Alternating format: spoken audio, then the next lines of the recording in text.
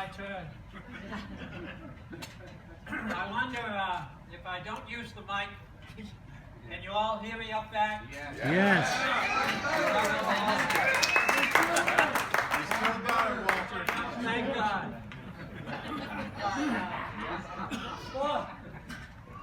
Before I got up, listen to that kind of over-the-top intro. My wife, Liz, leaned over and she said to me, she kind of whispered, "Walter, are you nervous?" Which kind of reminded me of one of my contemporaries, Mark Twain, a comment he made. He said that there are only two types of public speakers: those who are nervous and those who lie. I thought it was better than that, but that's okay. Well, right off the bat, many thanks to the Hall of Fame committee for making me a part of this just wonderful event. It was a wonderful event even before we get in this room out on the field today. Getting together with the old gang, having some laughs, reminiscing, swapping some stories, crying a little bit as they made a wonderful little presentation out there. Thank you to Harmon Motes. So it's already been a wonderful evening for me, and I hope and I know it will continue to be while we're here.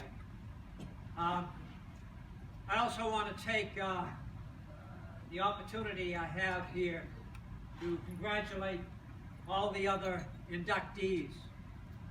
They are, after all, the real athletes amongst us this evening.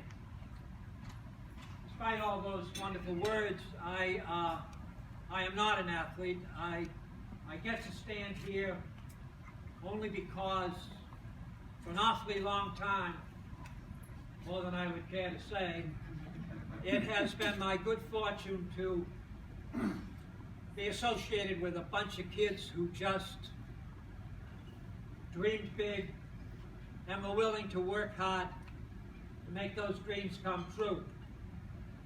I'm going to try to throw out a few names for you, and you'll soon be able to see just how incredibly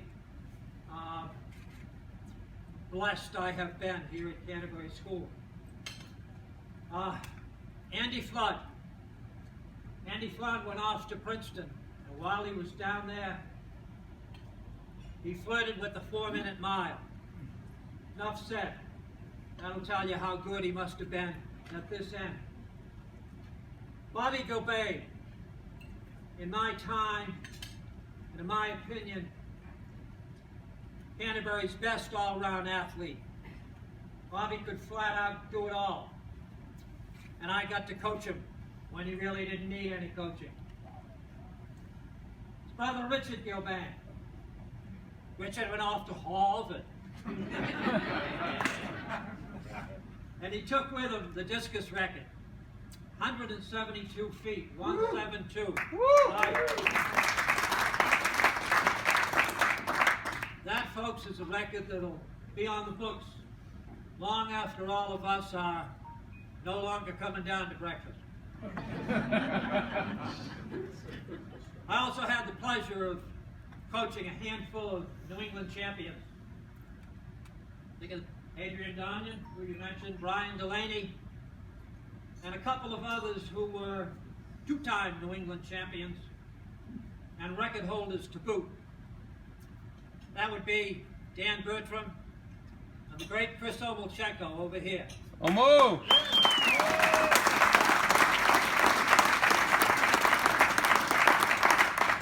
One heck of a guy. Chris's 2-mile school record is 9:28. 9:28. That's another one that'll stand the test of time. Yeah. Yep. I also had the pleasure of coaching another handful of kids who were just tough competitors, outstanding captains and leaders. You can There's only 3 or 4 of them in this room tonight, and I hope I don't leave anybody out.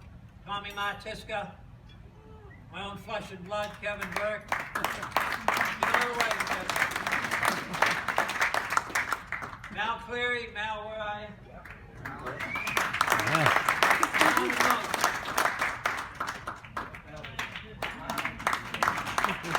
Alan Harmon led the Canterbury cross-country team to its very first undefeated season, way back in 1974.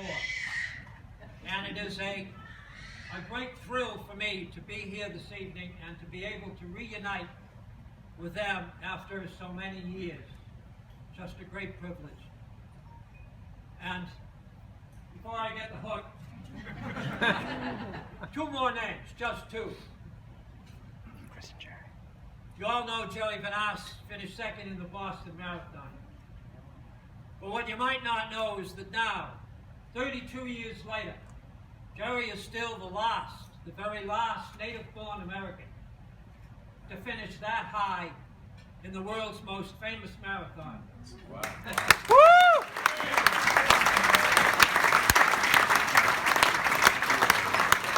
That is quite an achievement for a fellow Canterburyan.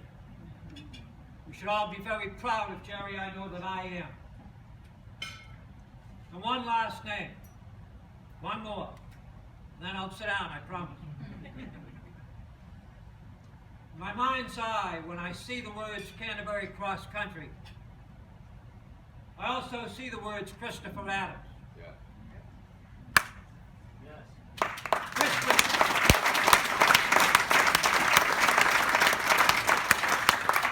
Chris was Canterbury's very first New England champion, a fierce competitor. Well, what was best about Chris was the way he carried himself at all times.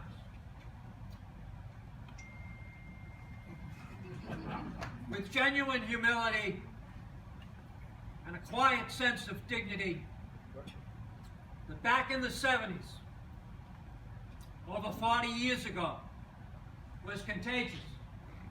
Other kids, they admired Chris, they looked up to him, they wanted to be like him. And if cross country was his chosen sport in the fall, then by God, they were going to give it a go. So because of Chris, our numbers grew and grew, and so did the quality of the program. So much so that long after Chris went on to college and beyond, I, as non-athlete, I continued to be blessed year after year with athletes of his ilk. So now is the time and the place for me to render a heartfelt thank you to all those athletes and to Chris. Because all of you dared to dream big, I stand here. Thank you for listening. Woo!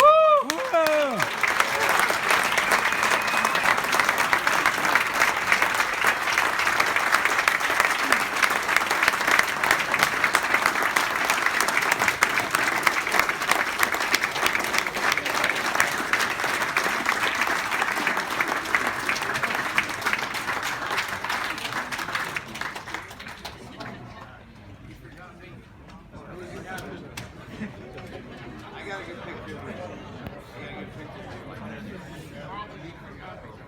Jerry Van Ass.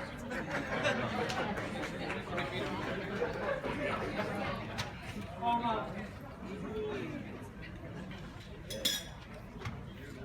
Thank